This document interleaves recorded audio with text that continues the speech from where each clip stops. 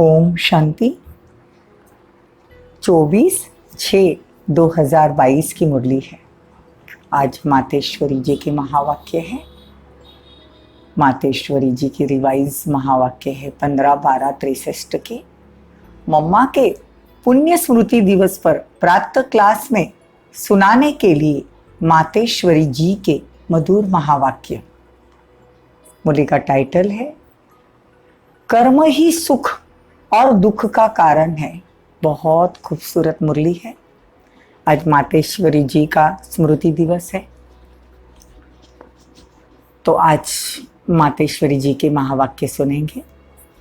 यह तो सभी मनुष्य जानते हैं कि जीवन में दुख और सुख कर्म के आधार से प्रारब्ध रूप में चलते हैं।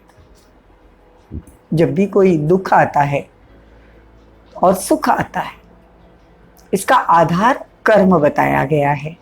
जरूर पहले ऐसे कर्म किए हैं जिसकी प्रारब्ध दुख या सुख के रूप में भोगनी होती है, तो सुख और दुख का संबंध हो गया है कर्म।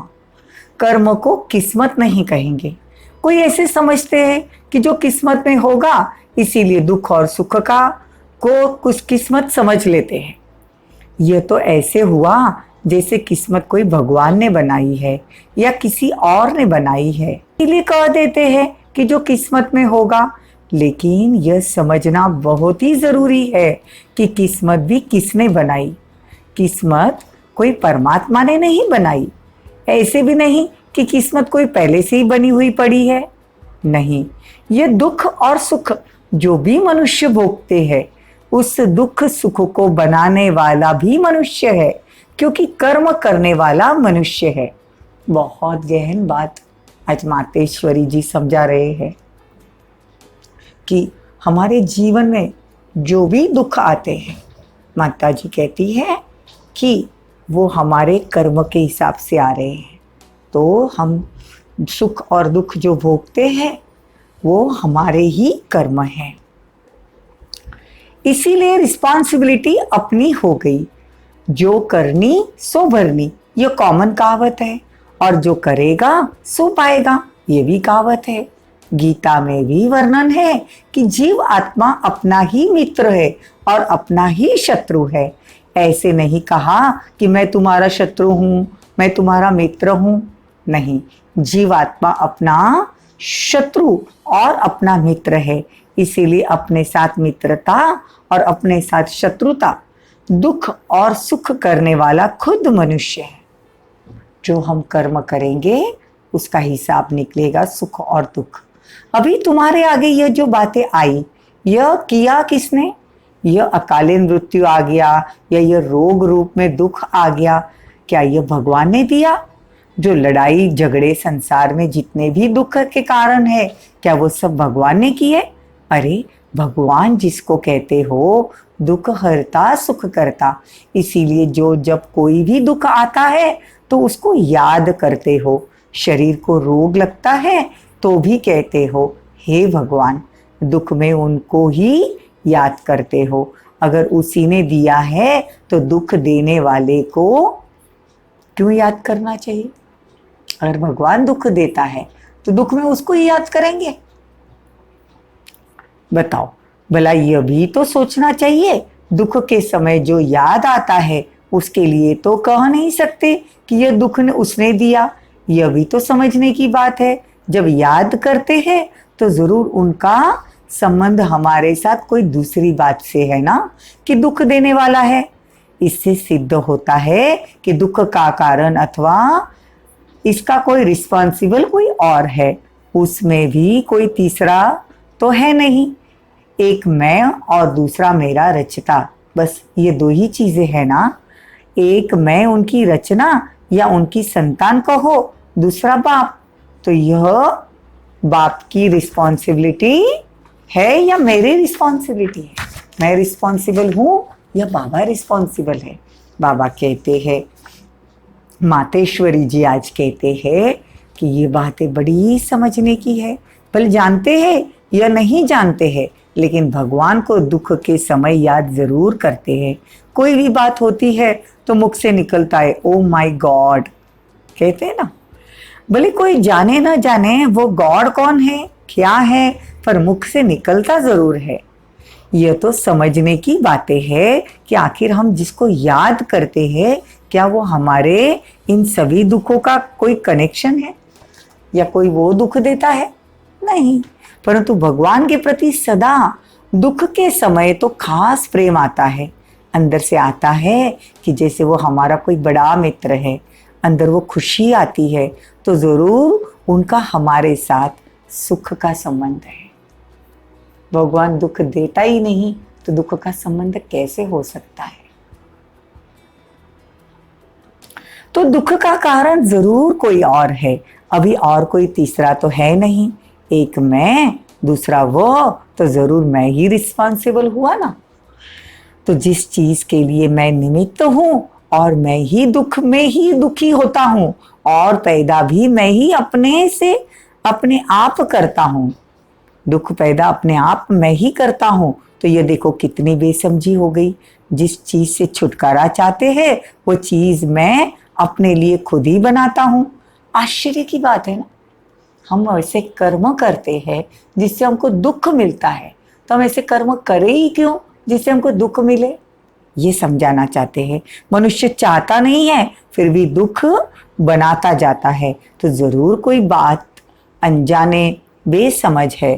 तो जिस बात का पता नहीं लगता उसको पहले पता निकालना चाहिए, जरूर मुझे उसकी नॉलेज होनी चाहिए, तो इस समझ की पहले खोज करनी चाहिए। परंतु आश्चर्य है, आज तो ऐसी बात समझने के लिए देखो कोई बेचारे कितने बहाने कर देते। अगर उनको समझाते हैं भाई आप अपने कर्मों से दुखी हो, तो हम आपको समझाते हैं कि कर्म कैसे करने चाहिए, यहाँ भगवान आया है, आप रोज मुरली सुनो, परमात्मा को याद करो, तो कहते फुर्सत नहीं है, समय नहीं है, क्या करे, गृहस्थ धंधा आदि संभालते हैं, या क्या करे, ये बहाना दे देते हैं। वो करे क्या करे, इसीलिए वो देखते हैं संभालते हुए भी उसमें दुखी हो पड़ते हैं। गृहस्थ व्यवहार संभालते भी और दुखी भी हो जाते हैं। इसी जानकारी के लिए यहाँ बताया जाता है, जिन चीजों को तुमने मेरी समझा है यही दुख का कारण है। दुख मिटाने का इलाज क्या है वो भी जीव आत्मा के लिए जानना बड़ा आवश्यक है, परंतु जानते हुए भी कहते हैं क्या करे, कैसे करे, क्या अपना गृहस्थ व्यवहार छोड़ दे।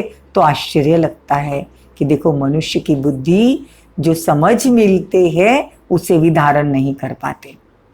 जरूर अनुभव हुआ है ना, तभी तो कहते हैं प्रैक्टिकल में किसी की तरह से सुख की प्राप्ति हो सकती है। हम लोगों ने ऐसा अनुभव किया है ना, हम अनुभव से बताते हैं। ऐसा कहो उनको जो बहुत काल की आश रखते हैं, आए हो अभी वह जो सुखदाता है वो स्वयं हमको अपना परिचय देते हैं। हे बच्चे तुम दुखी क्यों होते हो? देखो बाबा कहते हैं कि तुम दुखी क्यों होते हो, कारण तो तुम्हारा है ही, लेकिन तुम्हारे में ऐसी कौन सी बात है जो तुम्हें खुद को पता ही नहीं चलता, जिसके कारण दुख उठा रहे हो? क्या तुम्हारे कर्म ही दुख का कारण बनते हैं? वो आकर के समझो। हम इतनी ऑफर करते हैं तो भी आश्चर्य से देखो, यह सुनते ही बेचारे कहते हैं शायद बस यही चलना है। ओहो ममम माया, एकदम माया पकड़ कर बैठी है। देखो बाबा के मम्मा कहती है कि हमको खुद को मालूम है कि हमारे कर्मों से ही दुख भोगना पड़ रहा है, आकर समझाते हैं इसके लिए तो भी समझते नहीं। बाप खुद कहते हैं मैं तुम्हारे सभी दुख हरने और तुमको सुख देने आया हूँ, तब तो गाते हो ना दुख हरता सुख करता। कभी ऐसे तो नहीं कहते कि आज दुख हरता सुख करता, नहीं, हर दुख का वो हरता है।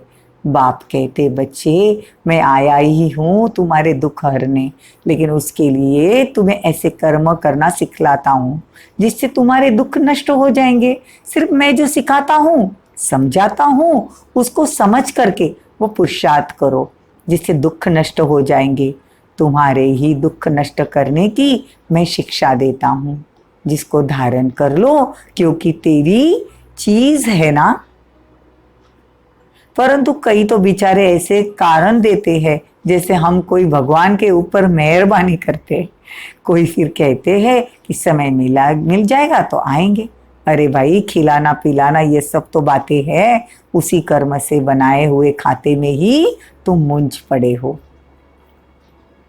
देखो, बाबा खुद रास्ता बताते समझा रहे हैं कि कोई कोई कोई की बुद्धि में मुश्किल बैठता है।